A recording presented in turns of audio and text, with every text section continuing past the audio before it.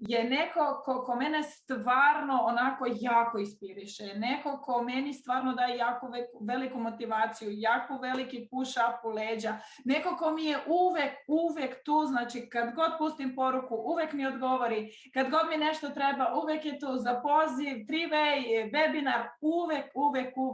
On je neko ko je chairman sto na platformi i neko ko, na primjer, nema nikakve veze sa našom linijom, ali je uvek tu. I ono što bih vas molila je sada da u čatu pišete 1 milion ljudi, jer je on ko će napraviti 1 milion sada do kraja godine. Idemo 1 milion svi, let's go!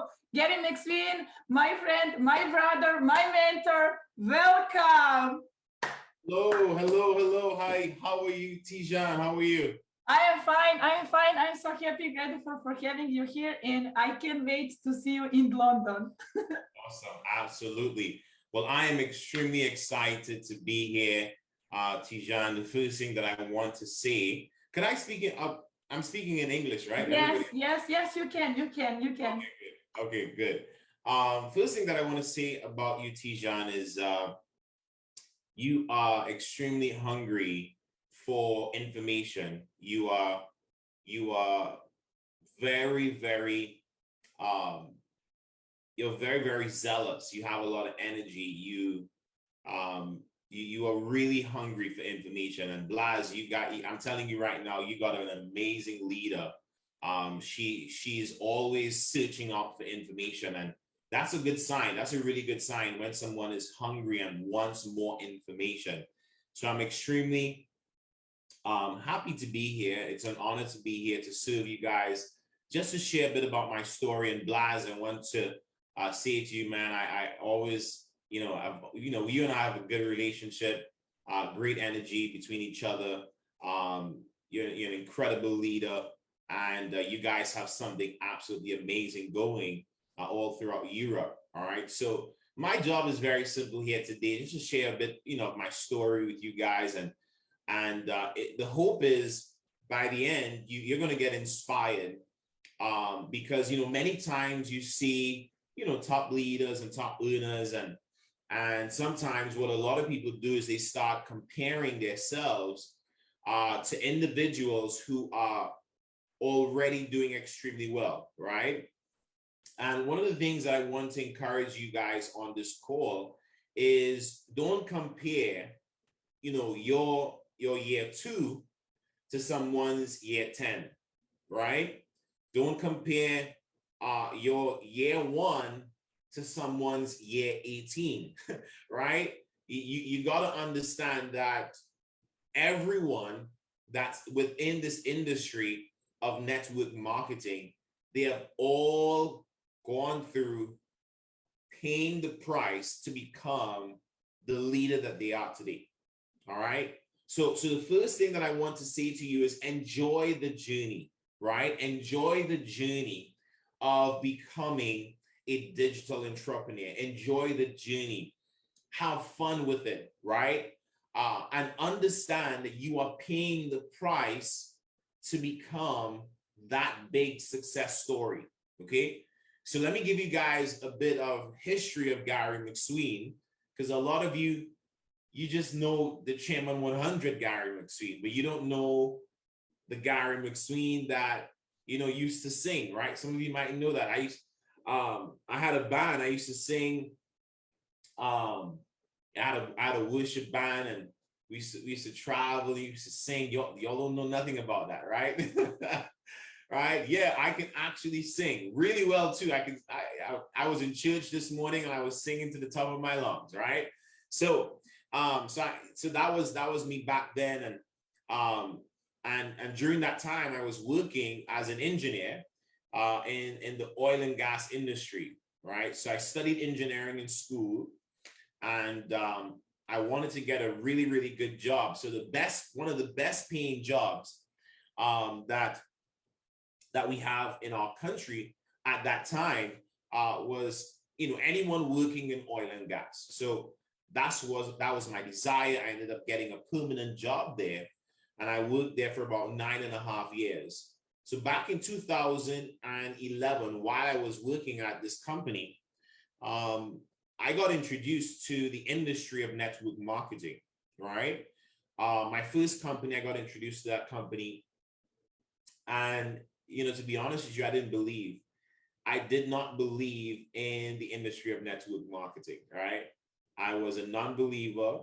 I looked down at people that did network marketing because, you know, I thought I wasn't educated. I thought I had the best job. I was very egocentric, right? At that time, very egocentric.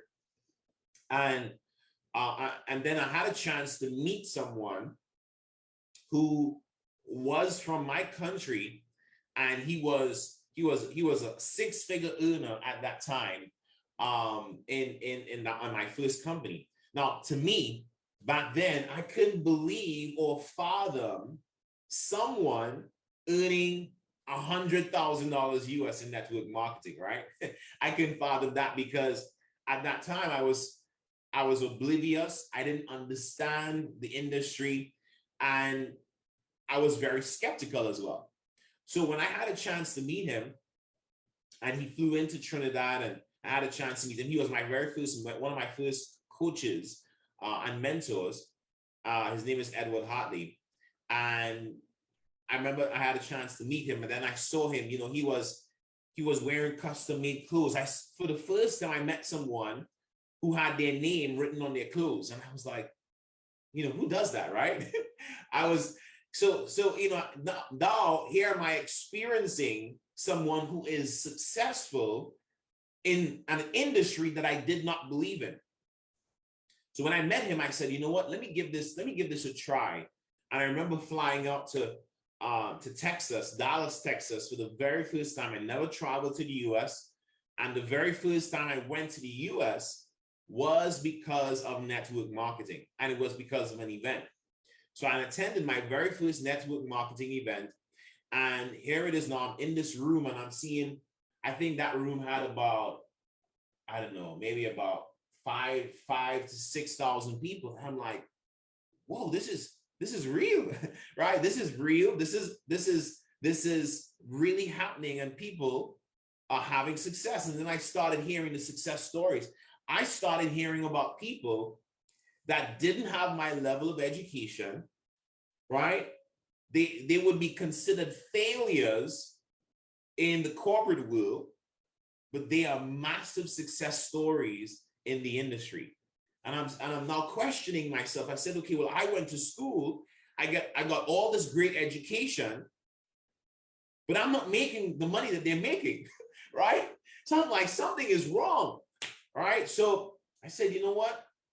That event impacted me, and I said, I'm going to make a commitment to become a professional in this space of network marketing, okay? I don't know what event will do it for you, but I'm pretty much sure it will happen at an event. And if it has not happened for you as yet, I hope it happens for you soon, because Blas cannot make that decision for you.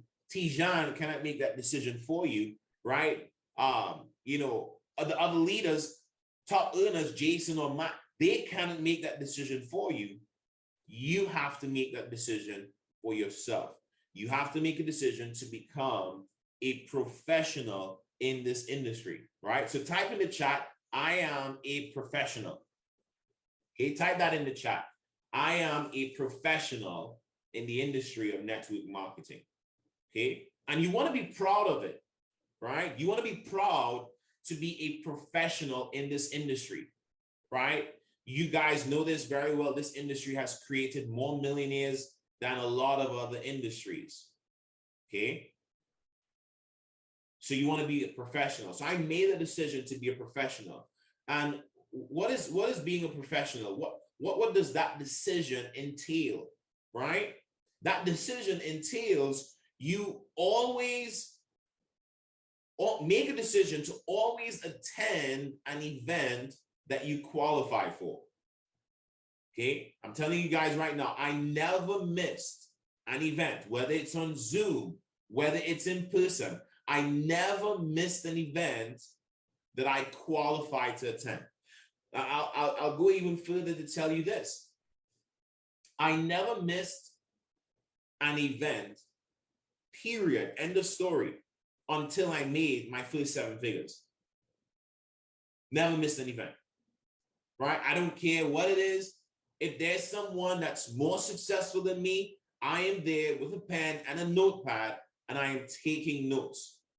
Because I understood very, very early, I cannot make a withdrawal from this thing called the industry of network marketing without first making some deposits. Does that make sense?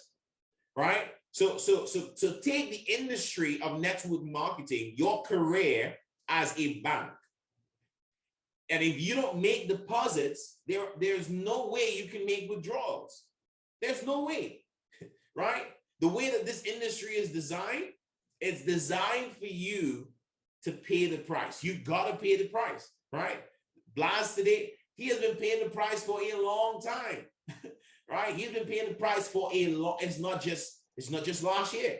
It's not just 2 years. He has been paying the price for a long time. You gotta understand that, right? I remember very early in my career, I heard it takes 10,000 hours for someone to master a skill set, right?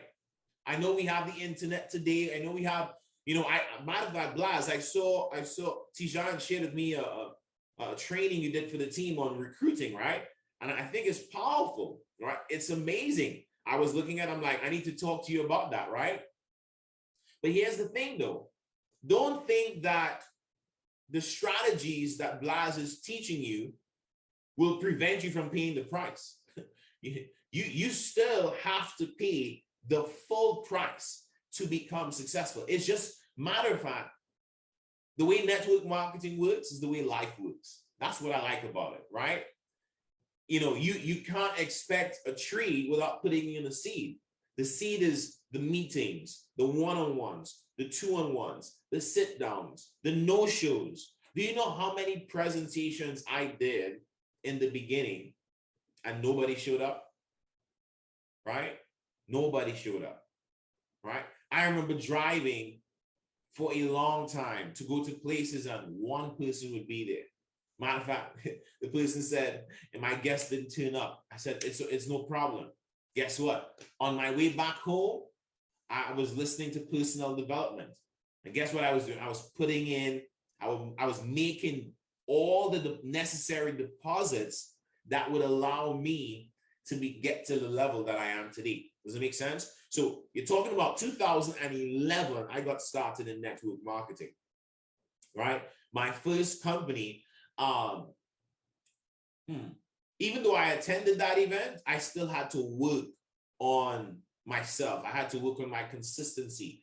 And I started paying the price. I remember doing meetings every day. I come home from work or I was paying the price. I was doing one-on-ones, two-on-ones. And I was doing that for a long time before I started seeing results. Matter of fact, my first 2 years, I did a lot of work and I saw little to no results. Well, now some people might think that that's a bad thing. Some people might think that's a bad thing. And looking back now, I am glad that I did not have success too soon, right?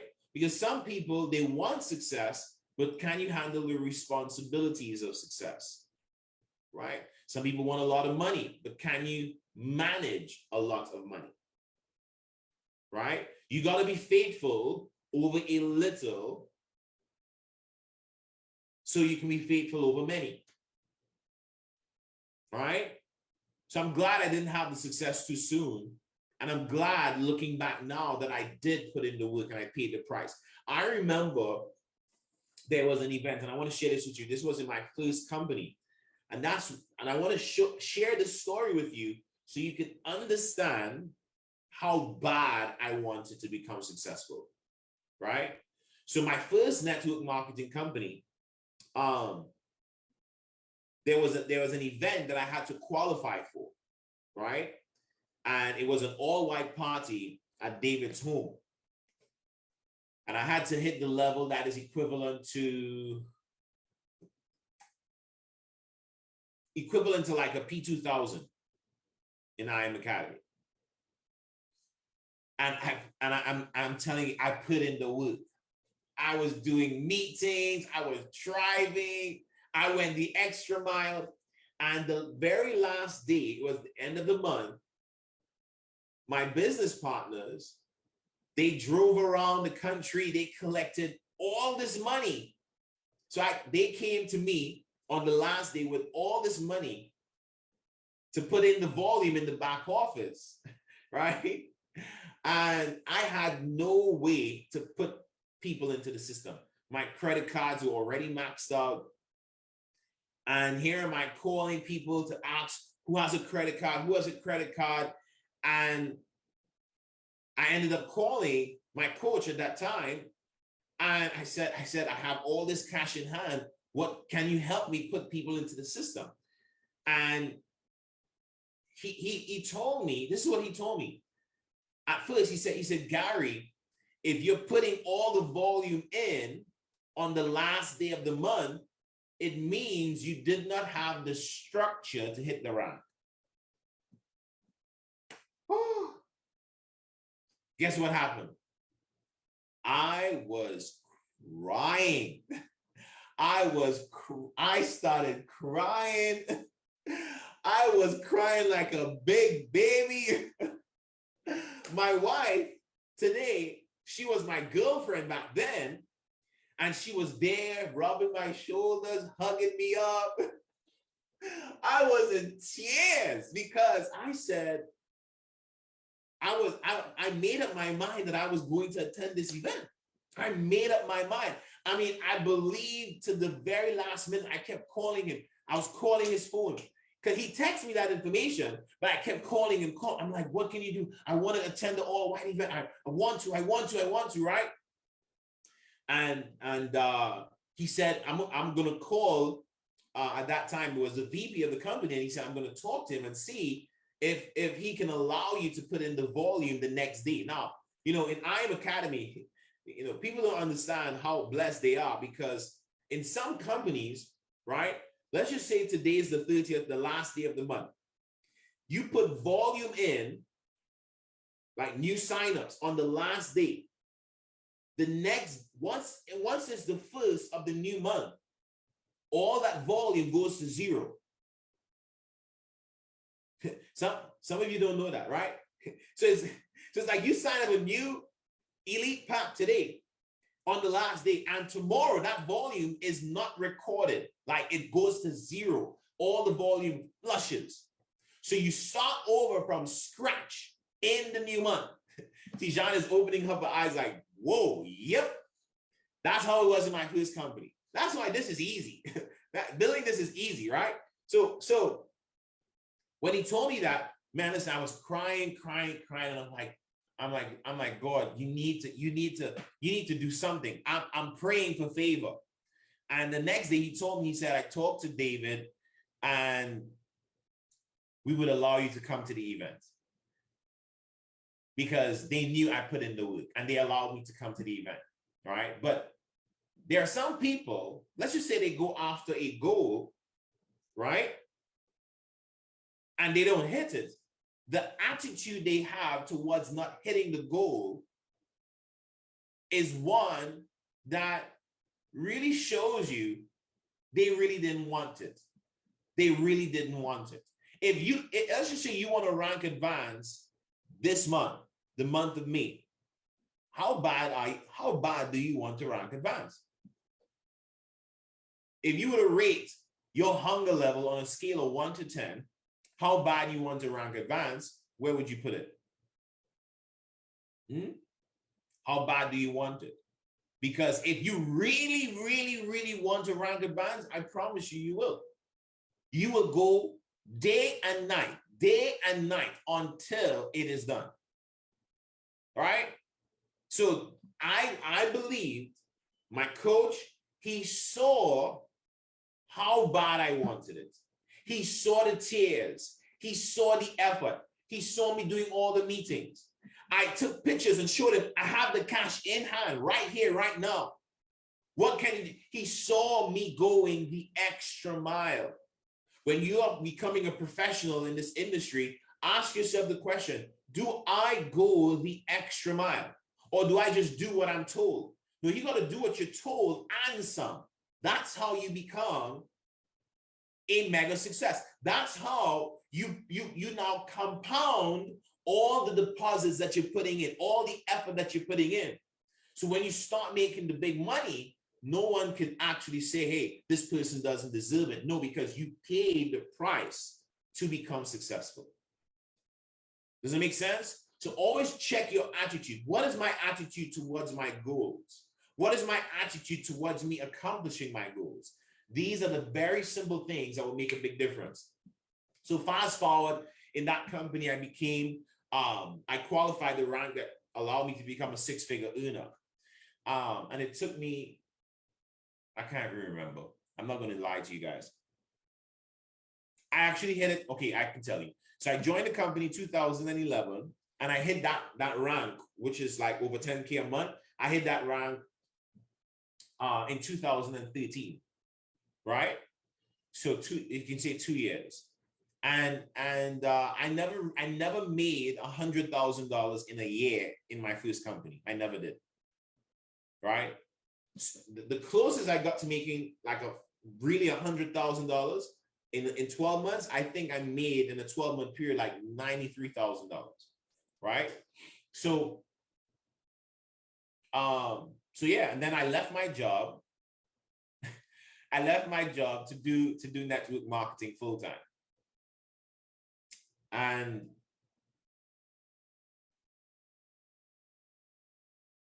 nothing, some people say, if you can go back in the past and change anything, would you do it? And, looking back, I don't think I would change anything, because everything I've gone through made me who I am today. But when I made a decision to go full time, I think it was premature. It was too early, because building the business part time is one thing, but building it full time is a completely different thing.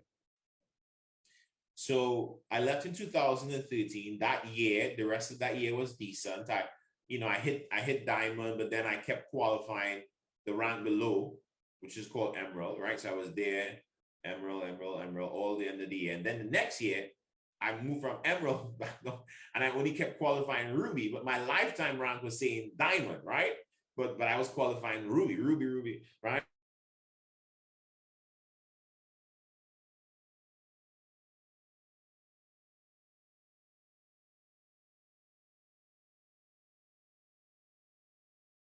Right? So for 2014, making $2,000 a month. But my lifestyle, are you guys hearing me? I think my internet dropped. Okay, good. But my lifestyle, my monthly expenses was about 2,000 US a month. So here I am. And in my first company, one of the things that there was a kind of pressure, like once you're a six-figure earner, there's a kind of pressure that's on you. Like people expect you to have a particular lifestyle, to be looking a particular way, to be driving a particular car. They expect you to have everything together. So here it is. I was under the pressure of living up to this leadership level, but I was living a really, really rough lifestyle. So now I'm literally making enough money just to pay my bills. If anything went wrong, it's a problem, right?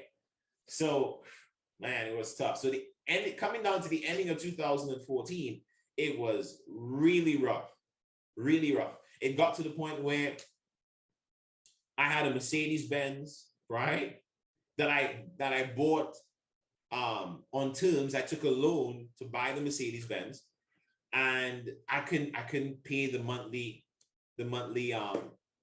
mortgage on it, right? I couldn't pay my installments, couldn't pay. 3 months passed. Then the bank started calling me, right? My cell phone. I had a cell phone where you pay the bill at the beginning of every month. That phone went one way, right? I couldn't make calls, right? That phone went one way. right? It got so bad that phone bill, I couldn't pay the bill on the phone for an entire year. For an entire year, I couldn't pay the phone bill, right? So here it is, I have the loan, my phone is jacked up. Then, you know, this is what happens with a lot of people. If you have a credit card, when you run out of money, you start using the credit card. That's what I was doing. So I have no money, and I am now using my credit card to live. And the credit card is not my money, it's borrowed money. So now I'm borrowing more money and I'm already in debt. Dummy. Back then I didn't understand. Dumb, dumb, dumb, dumb, dumb, dumb, dumb, and more dumb. Don't do that, right? So I'm digging myself in a hole even more. So it got to the point where now I can't even pay the credit card. So when you get a credit card, you're disciplined, right? You're disciplined, you're paying the credit card on time, right? Then you start paying half of what you're supposed to pay. Then you start paying 3/4 of what you're supposed to pay. And then you just start paying the minimum so you can keep using the credit card, right? I was doing all of that going through my rough time. So now it's getting really bad. It got so bad that my wife and I sometimes, we didn't even have food to eat, but nobody knew that. Nobody knew that. We didn't even have food to eat. We started going to the grocery and we had like $20 US to buy groceries for the month. $20. So we are married, we're newlyweds, no food.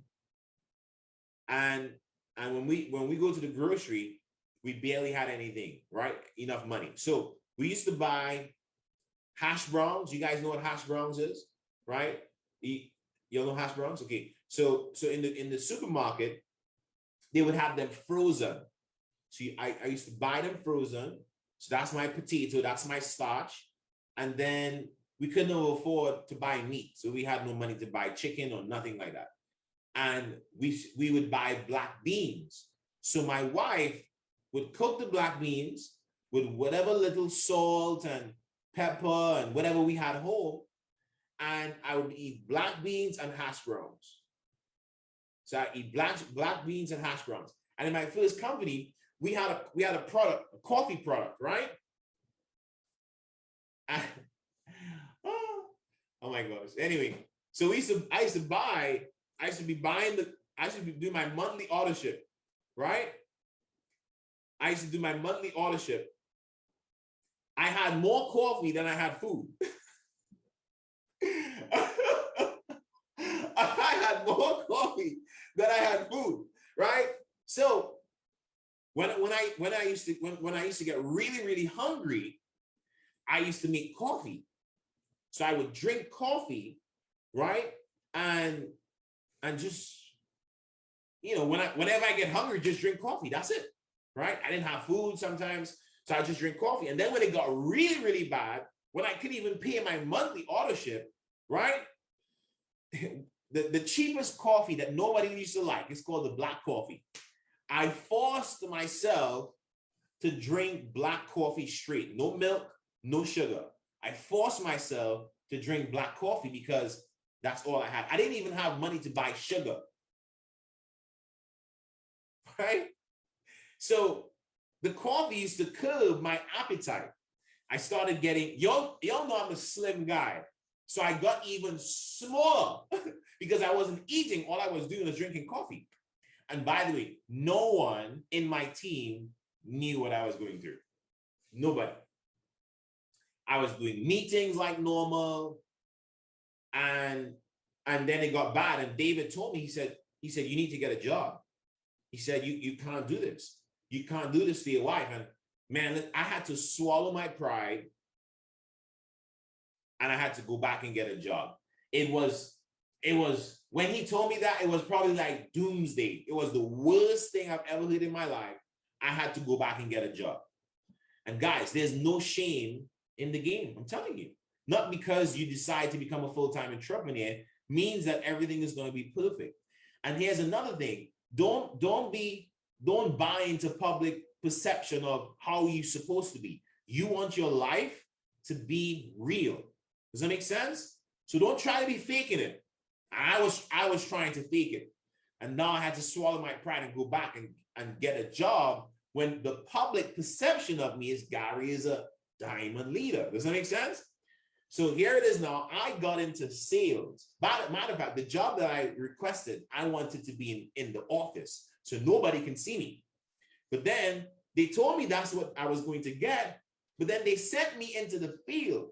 So I had to go to stores in the public with a branded polo jersey of the name of the company. Oh, I was so embarrassed.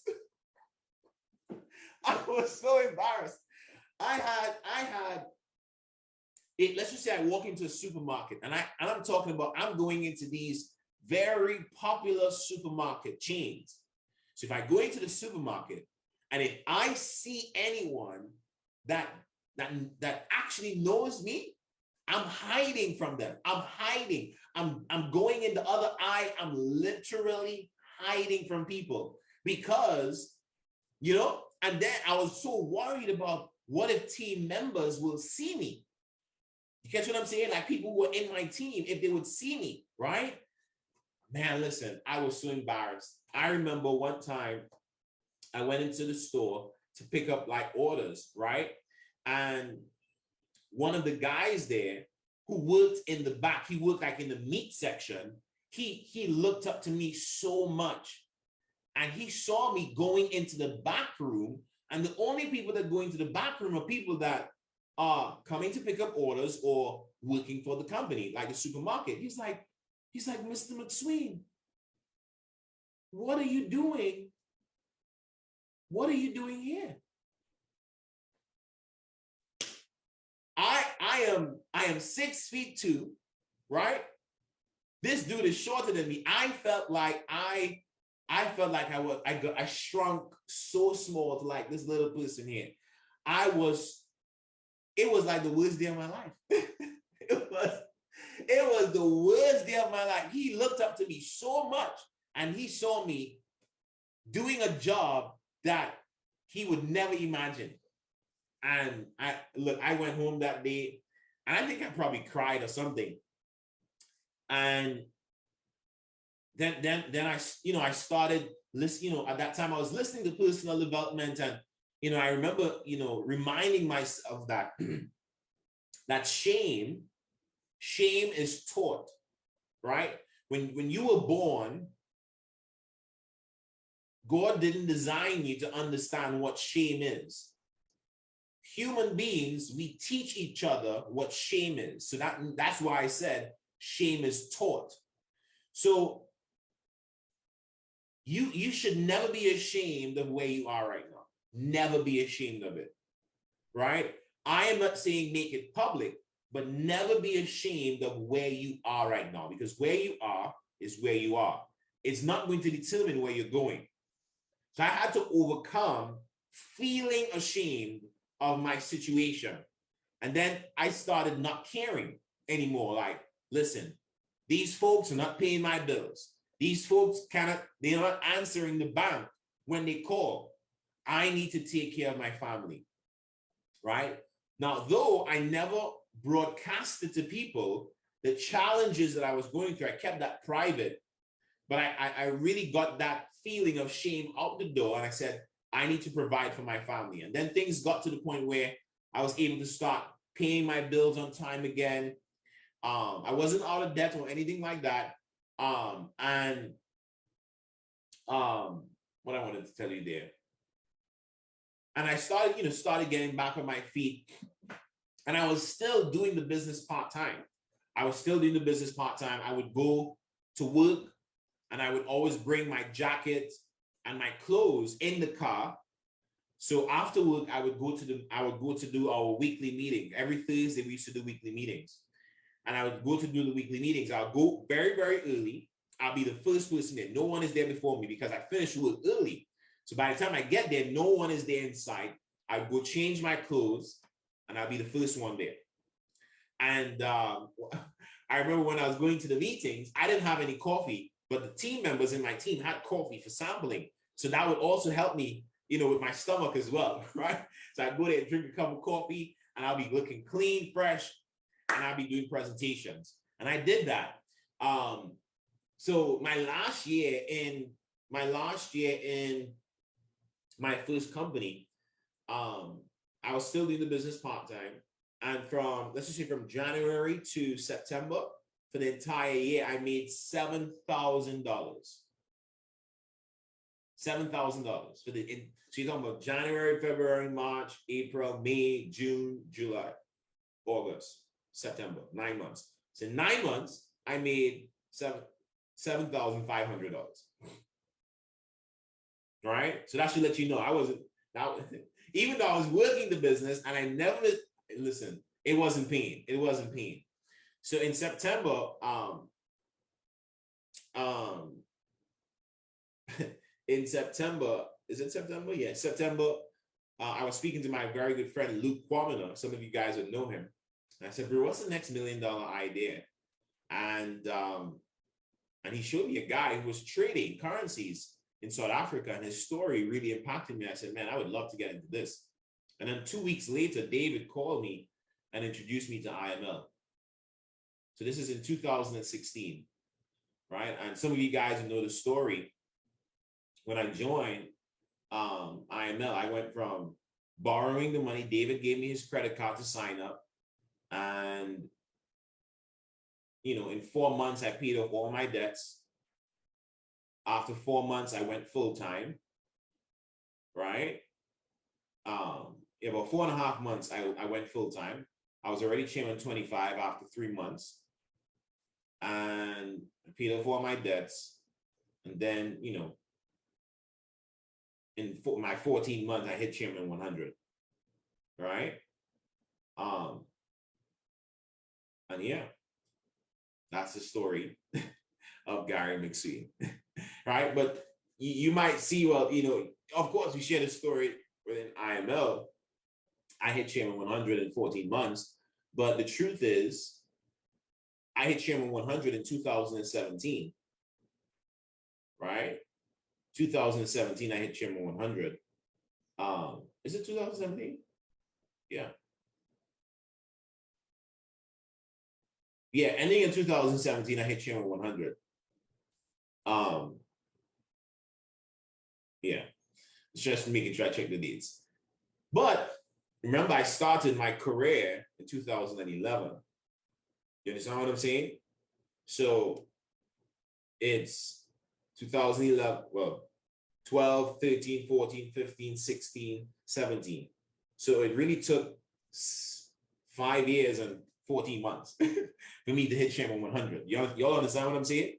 So that's why I say to you guys, enjoy the journey, right? And yes, I've done extremely well, but there are highs and lows in the business all the time, right? There are highs and lows in the business all the time. There's no leader that is omitted from having highs and lows in the business. I've had highs and lows, but I'm extremely grateful to God. We have done extremely well from a financial standpoint in the last 5+ years. So my message to you today is enjoy the journey. The journey is going to make you stronger. Enjoy the journey, develop the skill sets, because the skill sets that you're developing today and you're making deposits on today will pay you handsomely in the future, right? And just stay focused, right? And stay connected to your leadership. Blas is a very, very, he's an incredible leader.